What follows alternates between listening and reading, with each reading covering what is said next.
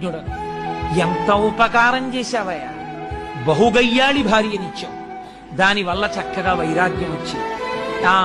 ఏమీ సంసారం అనేటటువంటి విరక్తి కలిగింది. ఈశ్వరా, నాకు అనుకూలమైన భార్యనిస్తే సంసారమునందు మగ్నుడనై ఉండేవాడిని.